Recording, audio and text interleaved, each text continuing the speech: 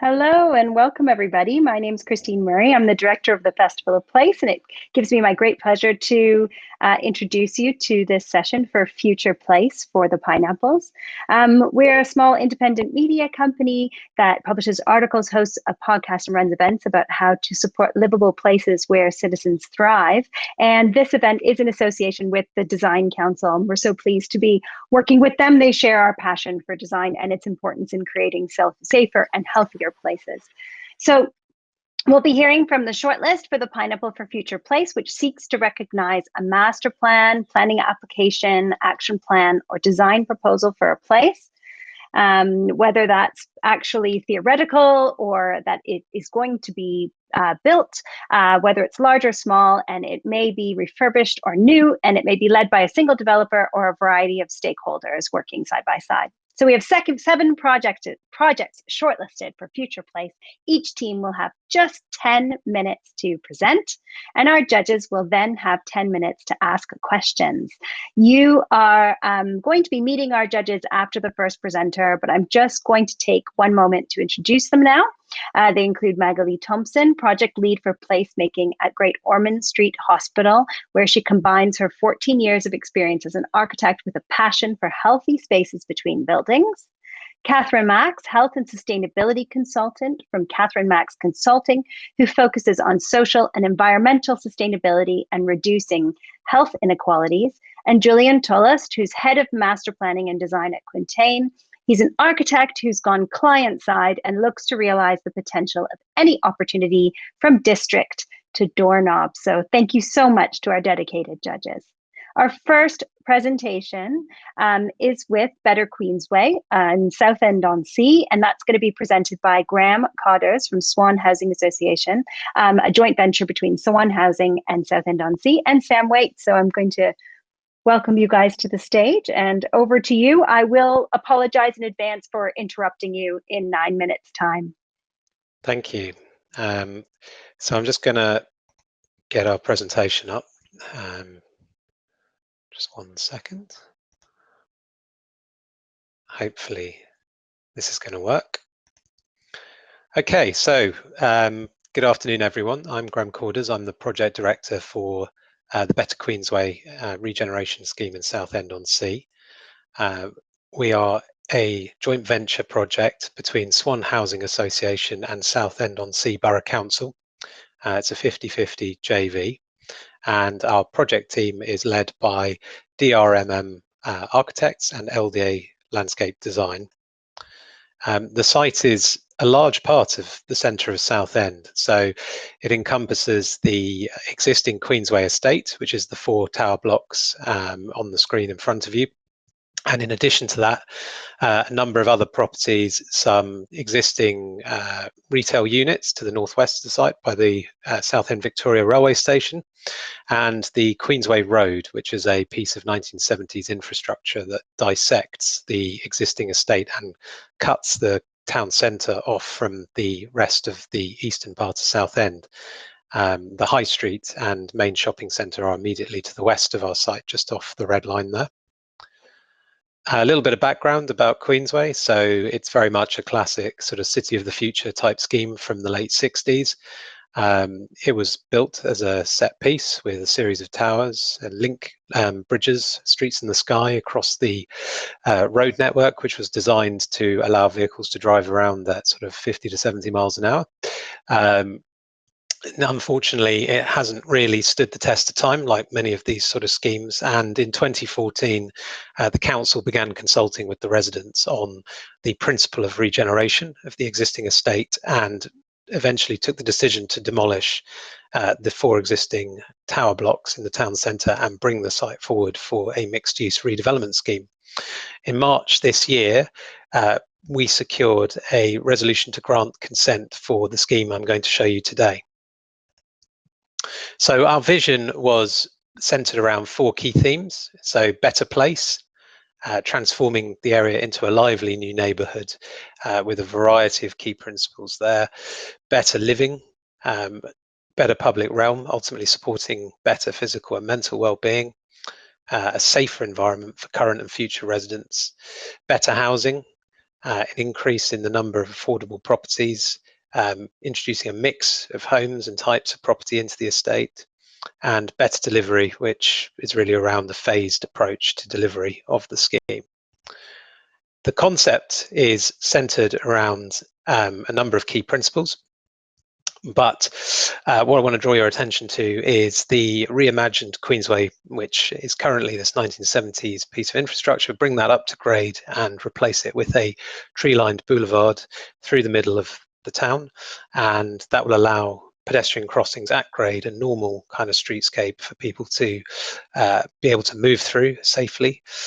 We have three key public spaces that hold the new master plan together, starting with Victoria Station Plaza outside the building next to the station, a new park which will sit partially to the south of the site, partially to the north of the site, so a nice piece of green space with lots of activity space within it for children's play, anchoring the sort of centre of the scheme, and then reimagining the space around an existing attractive church building and some other existing heritage assets at the corner of the site, which will allow those buildings to have a sort of civic and renewed civic function.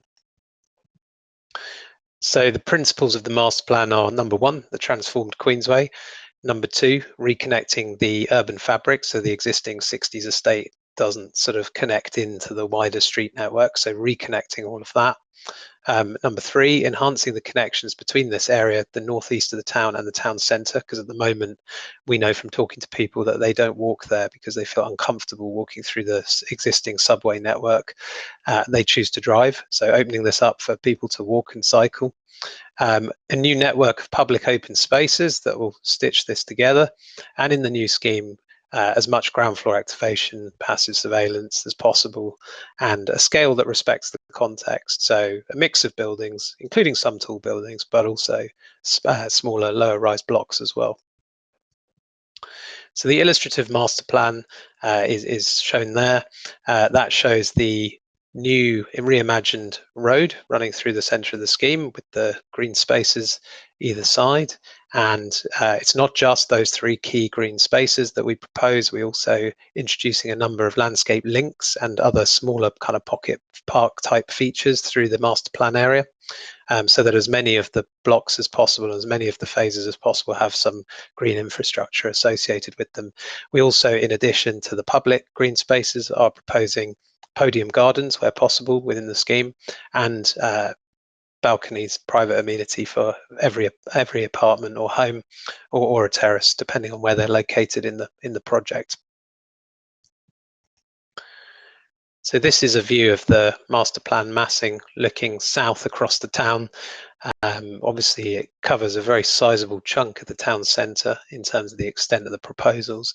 What's interesting there is you can see the relationship between our site and the sea, and of course Southend Pier, which is there at the bottom of the high street, longest high street in the UK, I believe. And our project will anchor the top of the town and hopefully link up the section of the town to the northeast more closely with the rest of the town centre. And ultimately, we believe that will contribute to the reinvigoration of the town centre as well, and not just the estate itself. Very important is that there is a protected conventional street crossing for people to be able to move through this space, and we chose to anchor that in our scheme master plan with the central community concierge. The central community concierge is a central point to which all residents of the future estate would be able to come and talk to a member of staff, management staff, and of course interact with the concierge should they have parcel drop off, whatever, but generally forms a kind of anchoring point to the whole scheme. It's right in the middle and right on the main pedestrian crossing and on the corner of the park. That's very much intentional. Some CGIs, kind of rendered images showing what the scheme could look like. This is the indicative view of Victoria Station Plaza looking east. And sustainability has been a key theme throughout the development of the Queensway Master Plan. Some of the key features that I'd like to draw your attention to are that we are upgrading the local electricity network so that it has sufficient capacity to deliver the new strategy on energy in homes. So that's using heat pumps throughout. We're also going to have a degree of electric vehicle charging on day one and passive provision for future take up. So again, we need to make sure there's enough capacity in the infrastructure to do that. We also have across the whole master plan area a integrated sustainable urban drainage design that will help alleviate flood risk in Southend, and also will drain the proposed scheme as well, of course. And as I previously mentioned, every property will have, it's not only will have the new public spaces to benefit from, the semi-public podium courtyards for each block, but also their own individual private outdoor amenity space in the form of a terrace or a balcony. And a massive boost to the local cycling and pedestrian network through the existing road infrastructure, taking you down to the seafront and connecting with the town centre. So a little bit more on Porters Park, which is the key public space at the centre of the master plan. The scheme has really been designed to prioritise public realm and address that key issue of severance and introducing pedestrian connectivity through the site. The park itself here, Porters Park, will include seating areas, planting areas, and equipped play area of around 200 square metres.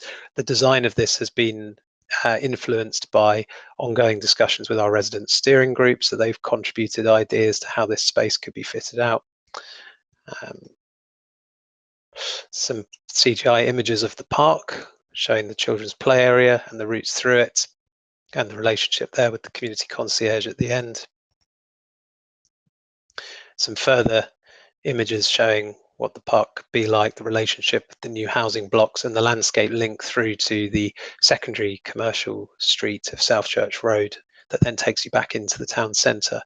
So as I mentioned before, it's very important. It's not just the key spaces in this scheme, it's also the distribution of green space throughout the whole master plan area. So wherever possible, we've tried to integrate some green space. That's a render of All Saints Civic Square, which is currently it's a traffic island around this church. Once the road network is reorganised, this will be freed up to be a significant piece of public realm that will give a proper fitting setting for that church and a relationship with that and the wider street network. So the residential accommodation, we've got an outline consent for up to 1,760 homes. So it's a very sizable scheme. It's a mix of open market and affordable tenure. All the properties will meet or exceed the national described space standards. All homes will have private amenity space. And 10%, this is your 1 minute reminder. Sure. 10% of the homes will be provided as wheelchair adaptable homes. So just to finish up with some indicative views of the architecture at this stage. So these are the blocks for the first phase. This gives you a bit of a feel of the relationship between the buildings and the park. Some further views there. And that's it. Thank you very much. Thank you so much. I would like to invite our judges to turn their cameras on, and Sam Waite, you're also joining us, I believe, to respond to some of the questions. So I would really like to invite Catherine, if you'd like to kick off. Do you have anything you would like to say to our team? Okay, thank you very much. Thank you for your talk and for bringing the plans to life. So you've been scrutinising all the paperwork and trying to visualise it all. So that's great, and it's obviously potentially really transformative as well. My recollection of walking from the station to the front was not a happy one, albeit a little while ago. I'd like to invite you really to expand on the kind of social and community side of it, perhaps. You mentioned a community steering group. So it'd be good to know how that was formed, who was on it, and whether or not that has an ongoing life informing the development, including when people move in. And sort of separate but related little question, I got quite excited by the idea of a community concierge, but then it turned out to be about kind of safety and services and a kind of a porter. And I wondered if there was any thinking about that being more of a community hub or something that was more community owned rather than just a check-in point. Okay, thank you. Thanks. Graham, shall I take the bit about the community engagement bit and then you can pick up the point about the hub? Sure. Thanks, Catherine. A really good question. So I have to say, this project is going to be transformative, and having been involved from the start, Southend were really clear that this was their community, and as a council they had been consulting, as Graham had said, since 2014. So we picked up the mantle actually and made absolutely certain that our community engagement was really top notch. We've had some experience that we did on a project in Langdon, and so we did the same approach, and even despite lockdown, because we'd managed to get in a really big residence launch event working in partnership with the council to make people realise this project was actually going to happen. Because as you know, what often happens with the scheme that's been in the pipeline for a long time, people begin to doubt. That event was a real triumph. Loads of people came. We had fish and chips and lots of excitement, and so people could start. And we had a sort of talking event, so people could tell us what they wanted. So by being quite creative, what we were able to do was find out really early what the community wanted, and they weren't necessarily glossy buildings. They wanted things like safety, play spaces. They wanted to be able to walk. There were lots of community outcomes that came, frankly, first before the homes. So getting them involved, starting we had a newsletter and we had a website, and that enabled people to effectively sign up. And one of the best things we've done on this project, and we now do this on all our projects going forward, we put in place a community activation officer. So we have a chap called James who has been embedded with the community from the moment we started working on the project. And James has got to know the local community. And obviously the benefit of working with Southend and the existing housing provider, South East Homes, was they knew the residents too. So our steering group, your question was how is it formed? Well, we were so lucky because we'd done all that work before COVID. And then during COVID, James managed to get everybody online, working on the steering groups, and our architects and all the consultants have been brilliant, sharing the information in bite-sized chunks for that group. We managed to do a social life survey so we can find out what their real aspirations were of the whole community. And then we did lots of bite-sized chunk consultation for the whole community, online briefings for councillors, you name it, we managed to get their views and take them into account. So we feel like that, and just to finish before Graham talks about the hub, yes, absolutely, Catherine, this group will stay, but we hope it will very much evolve and grow. And it's a 30-year joint venture between us and Southend. So we will have a residents' voice continuing in whatever form that becomes, and often we have an estate board, but whatever that evolves into over time, those residents will all be encouraged to join in. And also in new residents, as Graham said, there's going to be a lot more people there. Graham, before you jump in there, I want to make sure we get all the questions in. So I'm going to move to Magali and ask if you have a question you'd like to put to the team. Hi. Yes, thanks for the presentation. I was going to ask something. It relates just taking Catherine's question a bit further, I suppose. I was interested to see whether any children or young people on the existing estate have inputted into what they'd like to see and into the brief at all. Yeah, definitely. So we've had we did art competitions, like can you visualize what you would like to see on the estate in the future. James has done consultation with leaders of the youth groups, so we're really lucky. Some of the more active youth groups on the estate, one of the leaders is a really active resident, so we did lots of interactions like that. Clearly during lockdown it's been tougher, if we're honest, to reach out to the young people, but we consulted the Southend Youth Forum, who were great, and we used to like the QR code so they could walk around the scheme and give us feedback. So yeah, we absolutely have included young people, and more to come as the detail is emerging.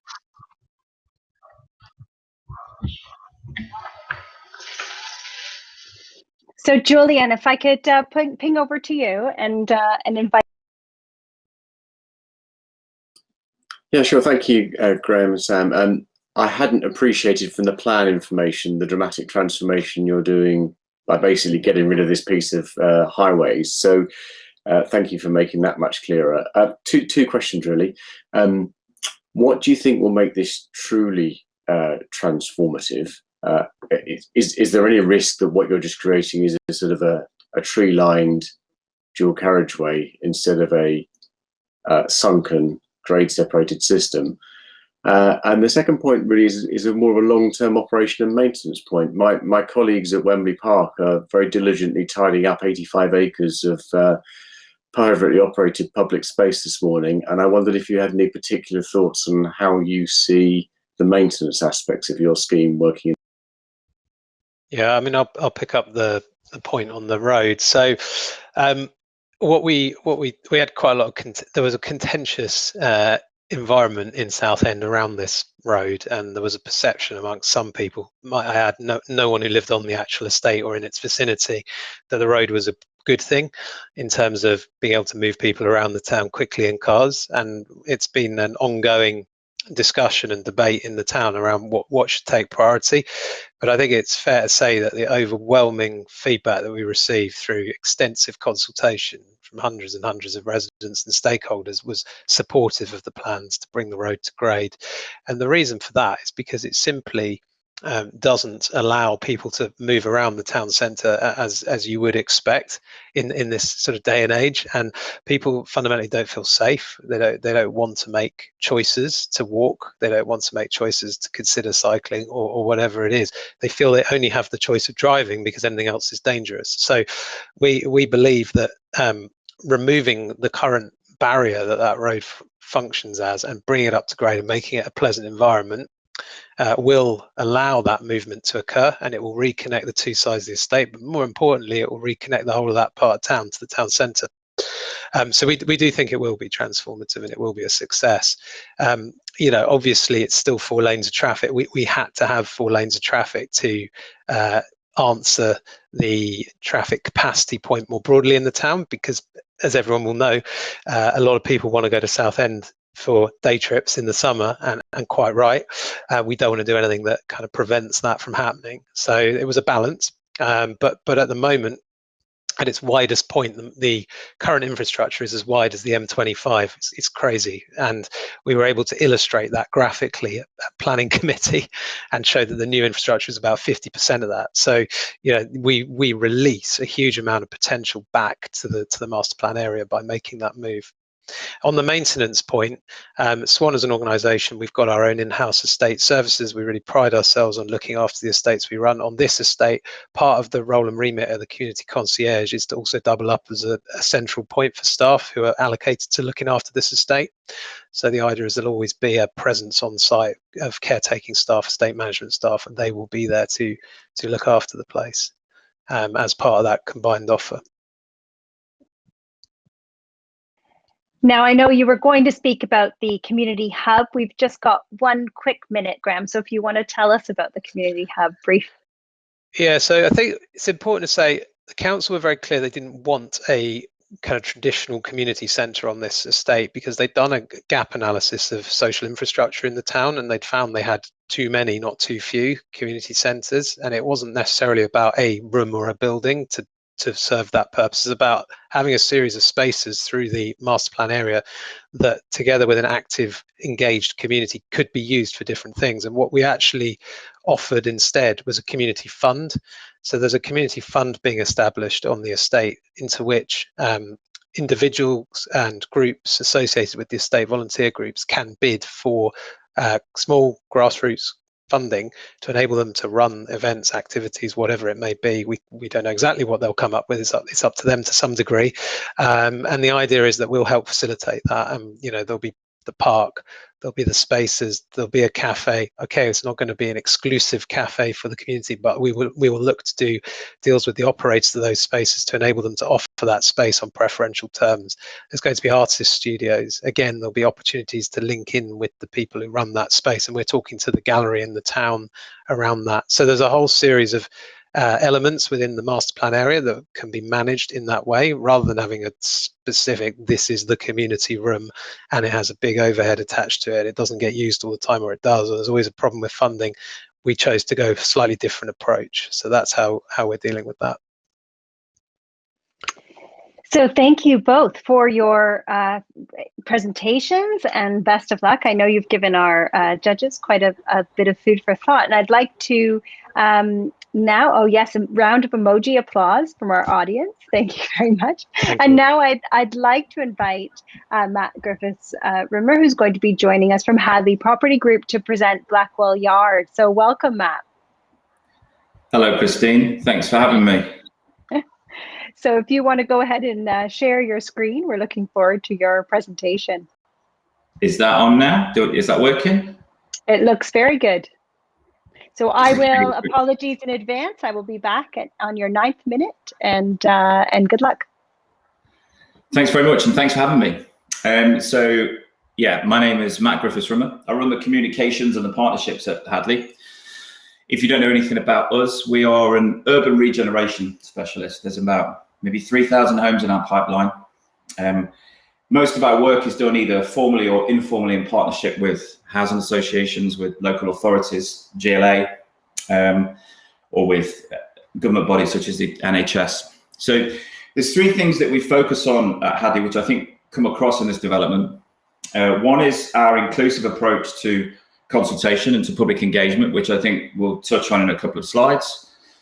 Secondly is the non-residential, the ground floor and the charitable uses. So the fun bit of development, basically, the parts that sit outside of traditional development silos, the bits that sometimes can fall in between the cracks. We like to commit a lot of internal resource to try and be as creative as possible with these uses, especially when we're considering partnerships and operators and who to use. And then just thirdly is the quality of our design teams. So the team at Blackwall Yard comprises of 4 practices, all chosen through a competition process. Glenn Howells, who've done such a lot of strong work in tall buildings, particularly in this part of London. We've got Panther Hudspeth, whose civic and community work was a really big plus for us when we were putting this team together. LDA, who look after the public realm and all the outside spaces. And then White Architecture, the Swedish practice, mostly because of their incredibly strong work in Scandinavia around waterfront development. It took a long time for us to buy Blackwall Yard. And so whilst we were doing our own DD, we spent a lot of time walking up and down the Thames path. Riverside development in London tends to look away from the river quite a lot. And we really wanted to open it up and I guess to kind of embrace the river, if you will. So the site, 1.9 hectare, is currently a private car park. It's been closed to the public for more than 30 years. Thomson Reuters own the data center just to the left of the site there. And for their own security reasons, they closed off a section of the Thames path that ran in front of this for the entirety of at least for 30 years. So one of the first interventions that we made was go out to the community and just to see what the appetite was for that to be opened back up. And unsurprisingly, it was very well received. On the area itself, it's tremendously diverse and somewhat disparate. You've got you have the affluence of Canary Wharf, which sits a 10-minute walk just to the west of the site, Poplar to the north, Isle of Dogs to the southwest, and then across to the Docklands east. So it's quite a fragmented area, and we were very keen to sort of bring things together. In fact, Sam's team have one of the few other good pieces of development that sits just to the north of the site, the Swan site of Blackwall Reach. So onto the scheme. It's 898 homes, 35% affordable. Sometimes we go higher, but there's such a large community and civic offer within this development that there wasn't really opportunity for us to try and push that level of affordable up a little bit more. There's a state primary school. There is a 3-story community hub, which we're in talks with a couple of local organisations about potential management and affordable workspace. And a range of local stores. I don't know if you can see my cursor, but as you head down from East India Dock at the top, we've got 1, 2, 3 commercial offerings there. Here is that community hub. And then down at the south end of the site, it's probably best if I do it from here, is a graving dock, which is 400 years old. It's a listed graving dock, but what we wanted to do with this was fill in the northern end and create a kind of amphitheatre and outdoor classroom for the school. But then on the south, it's been preserved for natural swimming. So it's not wild swimming because the water's filtered, but at the same time, yeah, we're hoping that will kind of, it seems to have generated a lot of excitement. On the bottom of side of this as well, you can also see the Thames Path and the Riverside pub / restaurant. So all of these kind of non-resi uses were all really well received in consultation. In actual fact, we're at committee on Wednesday night, and we don't have anyone registered to speak in objection. We've got a ward councillor speaking in support, and also the chair of the local residents group who represent the group just to the east of the site. 23 letters of objection, and very proud to have received 83 in support, which for a 900 home scheme that contains such tall buildings, we were really pleased. And I guess it's a testament to the project team's ongoing engagement with local residents. Just on our kind of vision and our motivation for the site, we wanted to create a piece of city that does as much for existing residents as for those who haven't arrived yet. And we wanted it to be as inclusive and as open as possible. Talking to neighbours, it was really kind of clear that they've not had access to that part of the river, and the news that it's going to contain such a lot of uses that are accessible to them has really embedded us into the community there. We've just drawn up and signed an MOU with that same estate, which sits to the right here, just about the use of local supply chain, about consulting on operators for those commercial uses, and also just guaranteeing some free use in perpetuity for the local community. For instance, the Muslim, it's a strong Bangladeshi community which sits alongside us, and they've asked for some space for Friday prayers. So that's kind of, they're the sort of civic interventions, I guess the community inventions that we're just working on at the moment. There is also a sustainable transport hub within the scheme. So that's cargo bikes, that's e-bikes and scooters, all for hire at affordable rates. We have a long-standing partnership with Brompton, where we aim to install Brompton lockers much earlier than the site's completion. The locker's already there, actually, and the local residents are given free memberships from Brompton, which brings down the cost of hiring the bikes. In fact, we have another development that we're presenting on sustainable transport on Thursday, which also involves a partnership with Brompton around community use of those cycles. So like sustainability and sustainable transport has been a really sort of key move, and one that's been really well received. I'm just going to click on to, okay, so here's a couple of views. So the viewing platform looks down over the amphitheatre and across to the O2. And it's also worth noting that there's a river bus service that will be coming forward as a separate application. So we've been in conversations with Thames Clippers about that. Then just with regards to consultation, like everyone else, we all had to make changes, and we had to shift principally to an online version. We'd done some face-to-face beforehand, before the pandemic hit, but then once it locked down fully, we'd scoured the market, and we couldn't find anything that really expressed our proposals in a user-friendly way. And so we created our own platform, which is a 360 virtual space for residents to essentially walk around and talk through the proposals. We granny proofed it by getting elderly relatives, etc., to test it out. There's quite a lot of elderly residents in those neighbouring developments, and so we just wanted to make sure that we were really talking to everyone. It was very successful. Tower Hamlets have been using it as a best practice example for consultation in the borough. We had more than 3,000 visits to the space, and we had 250 pieces of detailed feedback from residents, all within a half mile of the site. This is the temporary allotment space. Unfortunately, it's only just been finished, which is why you can't see any nice plants on that top right image.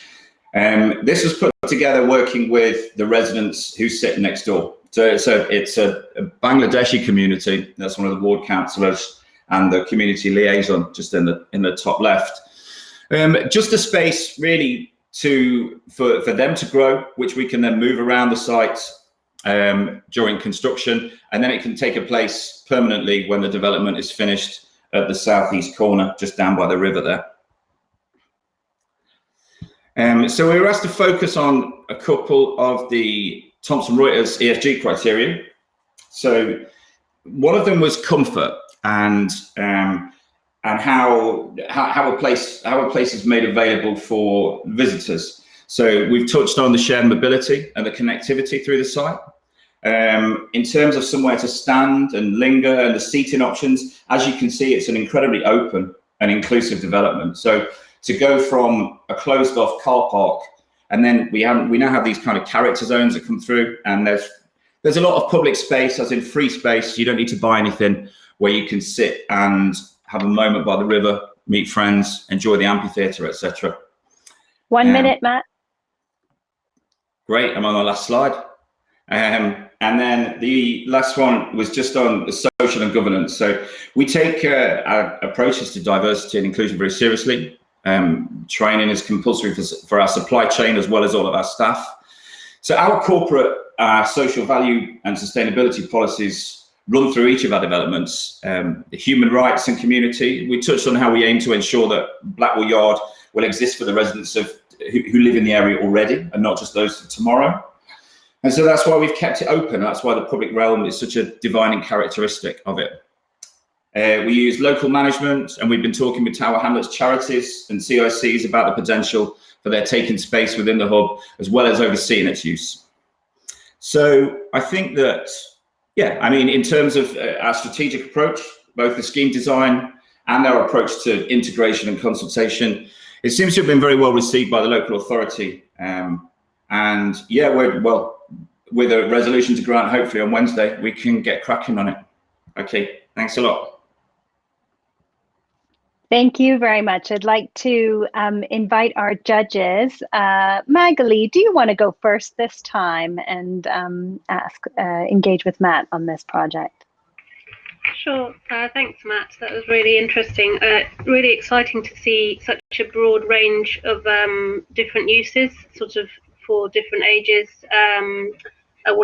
Really activating the ground floor plane there, which I was just curious to know a little bit more about your engagement methods and how, for example, you were able to curate the various uses that you come up with in terms of what you're providing, and how the local community inputted into those, especially given, obviously you weren't able to do too much live people sort of consultation. Presumably it was mainly online.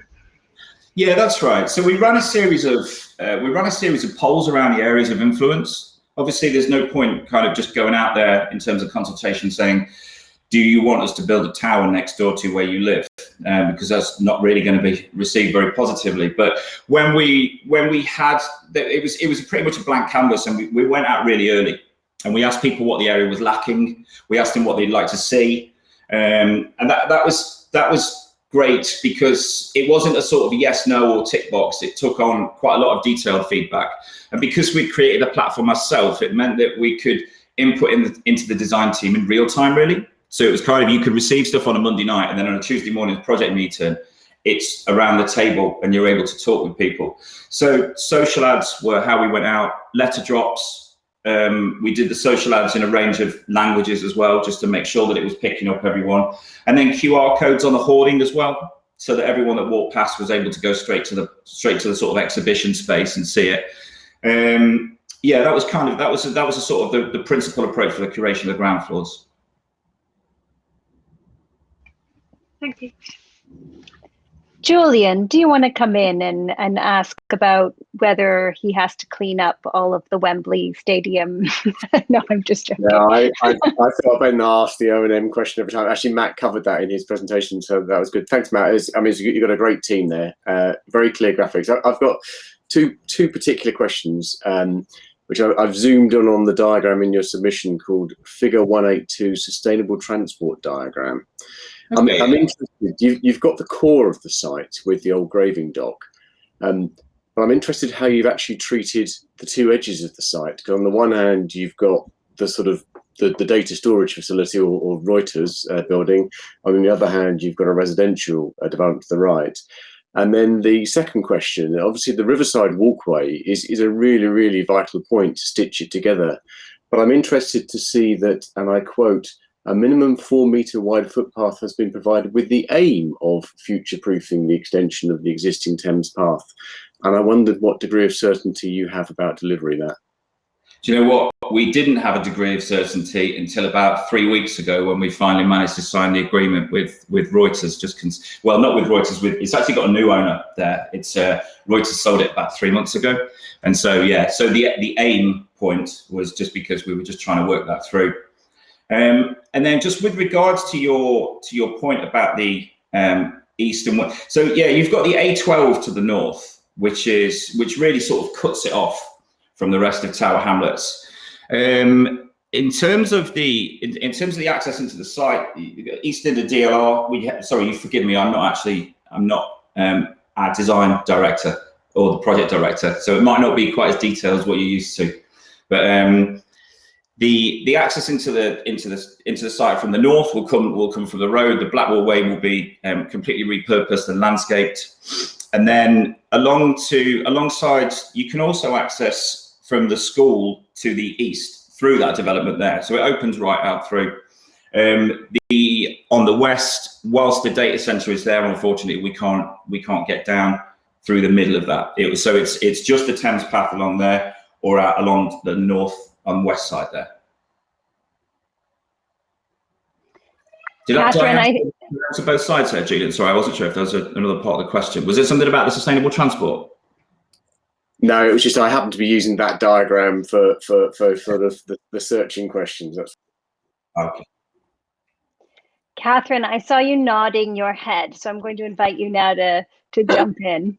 Yeah, well, I was also going to ask about the transport, though. I've got an alternative question to take us down a different route as well. And perhaps to finish off the transport question, because I think it's really important thinking about the connectivity for everybody with, you know, London as a whole. You mentioned the paperwork, the cycle superhighway routes. You've actually got east, west, and north, south to Greenwich, not that far away. You've got NCN as well, and the Greenwich Foot Tunnel.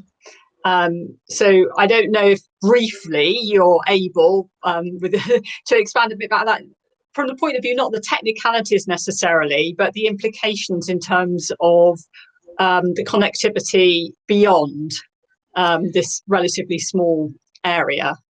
I see, yeah. So just with regards to working outside of the red line, that was, I mean, because it's a car-free scheme, we were really keen to push the sustainable transport angle as much as possible. Well, I guess everywhere in London is now. Everything is, unless you're working in perhaps one of the outer London conservative boroughs, then there's not really any appetite for parking.